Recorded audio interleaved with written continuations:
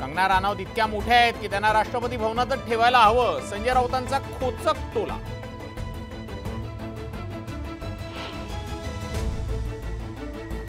कोल्हापुरात 16,000 रिक्षा चालकांचा संप. परिवहन विभागानं पासिंग दंडामध्ये प्रतिदिन 50 रुपये आकारणी केल्याचा विरोध. सरकारी परिपत्रकाची केली होळी.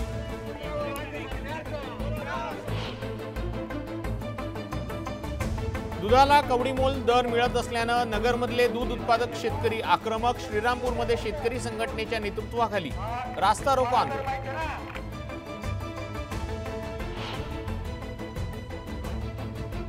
नगर जिल्ह्यातल्या बहुप्रतीक्षित निळवंडे धरणाच्या कालव्याच्या कामात 200 कोटींच्या भ्रष्टाचाराचा आरोप.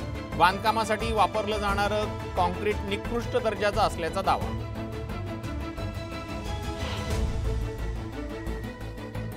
शाहू जयंतीनिमित्त कोल्हापुरातल्या दसरा चौकात उभारण्यात आलेल्या कमानीवरून वाद. हिंदुत्ववादी संघटनांच्या निदर्शनानंतर कमान हटवली.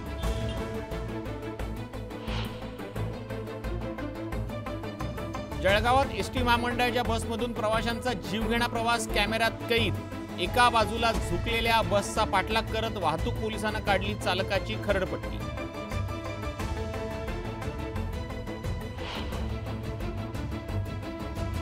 जालन्यात राज्य राखीव पोलीस बल गट क्रमांक 3 पोलीस भरती प्रक्रियेदरम्यान गोंधळ. 100 मीटर रनिंगमध्ये गुणांक पद्धतीत दोष असल्याचा उमेदवारांचा आरोप.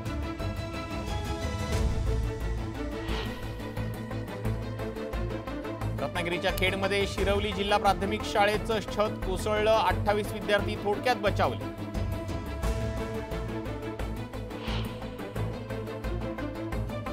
बीड शहरातील नागरिकांनी चोराच्या भीतीपोटी करपरा नदीपात्र स्वखर्चानं स्वच्छ केलं.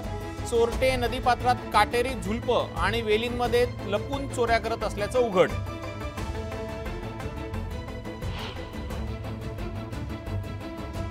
हिंगोलीच्या श्री क्षेत्र औंढा नागनाथमध्ये संत गजानन महाराजांच्या पालखी आणि पायदळ दिंडीचं आगमन.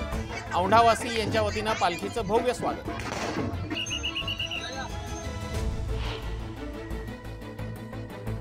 जळगावच्या पद्मालयमध्ये अंगारकी चतुर्थीनिमित्त राज्यभरातून भाविक दाखल. बाप्पाच्या दर्शनासाठी 4 ते 5 किलोमीटरपर्यंत भाविकांच्या रांगा.